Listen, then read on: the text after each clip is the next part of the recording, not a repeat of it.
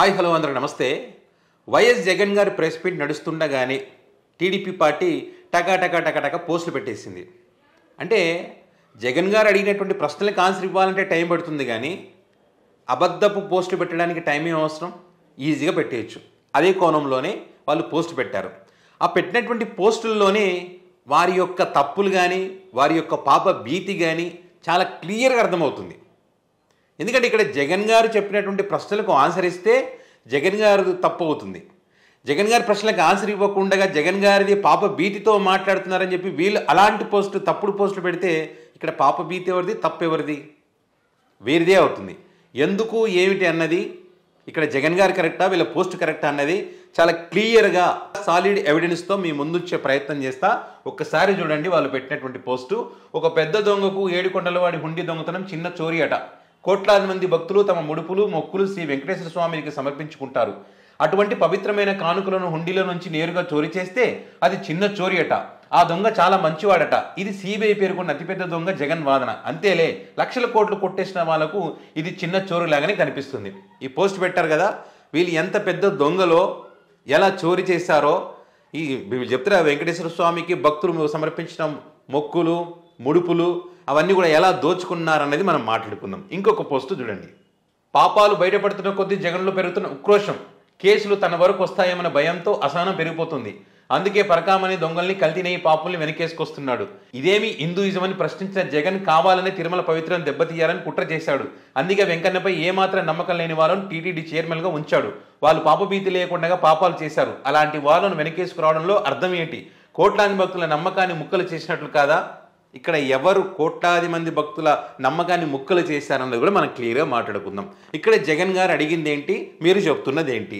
ఏదైతే ఒక దొంగతనం గురించి మీరు ప్రస్తావించారు. అంటే ఇక్కడ దొంగతనం చేసినటువంటి డాలర్లు అంటే మన లెక్కలు చెప్పాలంటే 72,000 రూపాయలు ఆ దొంగతనం చేస్తుండగా పట్టుకున్నది ఎవరు? వైసీపీ పార్టీ హయాంలో. అది పట్టుకోవడం నేరమా? దానికి ఆన్సర్ చెప్పండి. ఆ దొంగను పట్టుకున్న తర్వాత 72,000 విలువ చేసే దొంగతనం చేస్తే, దొంగతనం చిన్నది చేస్తే 14 కోట్ల రూపాయలు స్వామివారికి మరి తిరిగి చెల్లించే విధంగా ఆస్తులు రాపించినటువంటి పరిస్థితి వైసీపీ హయాంలో. అంటే ఇక్కడ జగన్మోహన్ రెడ్డి ఆ దొంగని కాపాడినట్టు అవుతుందా?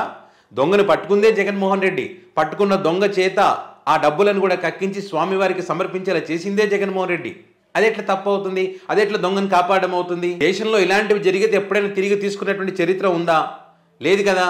ఆ దొంగను పట్టుకొని ఛార్జ్ షీట్ వేసి జ్యుడిషియల్ ప్రాసెస్తో ఇదంతా తిరిగి స్వామివారికి సమర్పించడం జరిగింది. ఇక్కడ మీలాగా రాజకీయాల కోసం వైవి సుబ్బారెడ్డిని ఇరికించాలని చెప్పో, కరుణాకర్ రెడ్డిని వీరు ఇరికించాలని చెప్పో, ఏవిఎస్ఓ సతీష్ కుమార్ని ఆ వ్యక్తి చేత స్టేట్మెంట్ తీసుకోవాలని చెప్పి ఒక వ్యక్తి చావుకు కారణమైంది ఎవరు?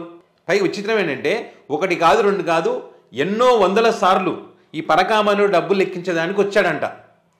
మరి గతంలో ఎప్పుడైనా ఈ వ్యక్తిని పట్టుకున్నారా? పట్టుకోలేదు కదా.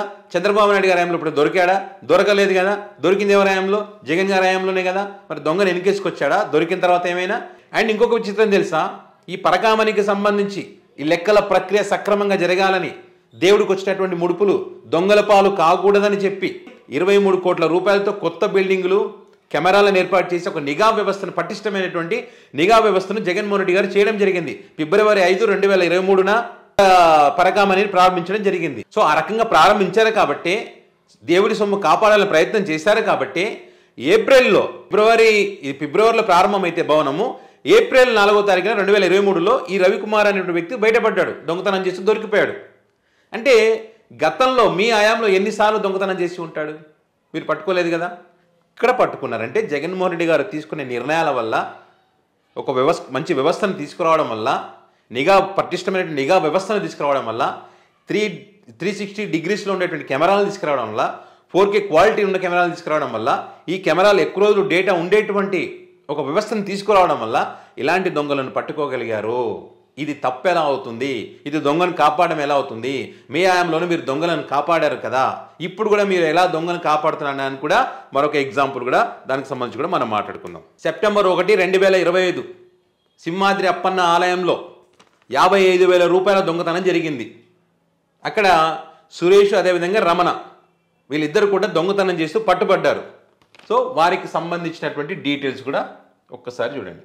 Ramana regular temple employee and Suresh working as outsourcing employee, వీళ్ళిద్దరు కూడా 55,000 రూపాయలు దొంగతనం చేసి పట్టుబడ్డారు. ఆ పట్టుబడినటువంటి వ్యక్తుల్లో రమణనేమో సస్పెండ్ చేశారు. ఈ సురేష్ అనే వ్యక్తిని పోలీసులకు అప్పగిస్తే ఆ పోలీసులు ఏం చేస్తారు, స్టేషన్ బెయిల్ ఇచ్చి బయటికి పంపించేశారు. మరి ఎందుకని ఆ వ్యక్తి మీద విచారణ జరపలేదు? ఇద్దరి మీద, రమణ కానీ సురేష్ కానీ, వాళ్ళ మీద ఎందుకు విచారణ జరిపించలేదు? అసలు బెయిల్ ఇచ్చి పంపిమని చెప్పింది ఎవరు? మరి ఇక్కడ మీరు దొంగని కాపాడినట్టే కదా. ఇక్కడ 55,000 రూపాయలు, అక్కడ 72,000 రూపాయలు. మీరు చెప్తున్నట్టు ఇప్పుడు దేవుడి కోసం భక్తులు సమర్పించినటువంటి ముడుపులే కదా, మరి కాపాడాలి కదా. భక్తుల యొక్క మనోభావాలు దెబ్బతినకుండా చూసుకోవాలి కదా. భక్తి మీకు ఎక్కువ కదా, పవిత్రతను కాపాడతారు కదా, ఆలయాలకు పవిత్రతను. మరి ఎందుకని ఈ వ్యక్తిని వదిలేశారో? ఎందుకని ఇక్కడ విచారణ చేయలేదు? ఎందుకని బెయిల్ ఇచ్చి పంపించారు? పైగా ఈ సింహాద్రి అప్పన్న ఆలయానికి ధర్మకర్త ఎవరు? టీడీపీ పార్టీకి చెందినటువంటి అశోక గజపతిరాజు గారు. అక్కడ వైసీపీ పార్టీకి సంబంధించిన వాళ్ళు చైర్మన్గా ఉంటే ఒక రకంగా, మీకు సంబంధించిన వాళ్ళు చైర్మన్గా ఉంటే ఇంకొక రకంగానా? వేరువేరుగా ఉంటుంది. ఇక్కడ న్యాయం, చట్టం, ధర్మం, దేవుడు, భక్తులు సమర్పించిన ముడుపులు వేరువేరుగా ఉంటాయా? ఇక్కడ దొంగతనం చేసుకోవచ్చు, కేసులు పెట్టకుండా ఏం కాదు, స్వాధీనం చేసుకోకుండా ఏం కాదు. అక్కడ మాత్రం దొంగను పట్టుకొని కేసులు పెట్టేసి లీగల్గా ప్రొసీడ్ అయితే ఆ సొమ్ము తిరిగి స్వామివారికి అంతకు మించి ఇస్తే అది తప్పు అవుతుందా? ఏం పోస్టులు సార్, ఏం న్యాయం సార్? ఇదా మీరు ఇచ్చేటువంటి ఆన్సర్? జగన్ గారు అడిగిన ప్రశ్నలకు మీరు ఇదా ఇచ్చే ఆన్సర్? ఇంకా స్వామివారిది ఎట్లా దోచుకుంటారనేటువంటి అంశాలు కూడా జగన్ గారు ప్రశ్నించారు. మరి వాటికి ఆన్సర్ రాదు. ఏ ఒక్కదానికి ఆన్సర్ లేకుండా పనికిమాలిన పోస్ట్ అది. ఇటు చూడండి, ఇక్కడ టీటీడీలో అంటే తిరుమలలో తిరుచానూరు నుంచి కపిలతీర్థం వరకు 6 కిలోమీటర్ల ఫ్లైఓవర్ కోసము టీటీడీ ఏమో 67%, గవర్నమెంట్ ఏమో 33%, అంటే 684 కోట్లతో అక్కడ ఫ్లైఓవర్ నిర్మించాలనేది ఒక ప్రాసెస్. ఎప్పుడు గతంలో 2019 ఆ ప్రాంతంలో. అయితే ఇక్కడ ఒక మీటింగ్ ఏర్పాటు చేశారంట. ఆ మీటింగ్లో టీటీడీ అధికారులు లేరంట. మరి సొంతంగా ఎట్లా నిర్ణయాలు తీసుకుంటారు? బోర్డు అనుమతి లేకుండా, ఆమోదం లేకుండా, వారి అధికారులు ఎవరూ లేకుండా నిర్ణయం ఎట్లా తీసుకుంటారు? ఏంటి దీని వెనక రహస్యం అని చెప్పి జగన్ గారు ప్రశ్నిస్తున్నారు. మరి ఆ రహస్యం గురించి ఎందుకు చెప్పలేదు మీరు? వైసీపీ అధికారులకు వచ్చిన తర్వాత రీవిజిట్ చేసి 40 కోట్లు మిగిలించారంట వీళ్ళు ఈ ఫ్లైఓవర్కి సంబంధించి. ఒకవేళ వీళ్ళు అధికారులకు రాకపోయి ఉంటే ఆ 40 కోట్లు ఎవరు జోబులోకి పోయాయి, ఎవరు దోచుకునేవారు? మరి ఆ టీటీడీ అంటే స్వామి యొక్క టీటీడీ డబ్బులంటే మరి భక్తులు ముడుపులు మొక్కులు చెల్లించినటువంటిదే కదా. మరి మీరు దోచుకోవడానికి సిద్ధపడ్డట్టే కదా. అది 40 కోట్ల రూపాయలు ఎట్లా ఎక్కువ ఇచ్చినారు? సో అదొకటి. తర్వాత టీటీడీకి సంబంధించి నిబంధనల ప్రకారం 10% మాత్రమే ప్రైవేటు బ్యాంకుల్లో డిపాజిట్ చేయాలి. ఉండికి దేవుడికి వచ్చినటువంటి కానుకలు. మీరు ఇక్కడ 1,300 కోట్ల రూపాయలు ఎస్ బ్యాంకులో దేనికోసం వేశారు? కమిషన్ల కోసం కాదా? మరి ఆ ప్రశ్నకు మీరు ఆన్సర్ ఇవ్వాలి కదా. మీరు అందులో వేశారు.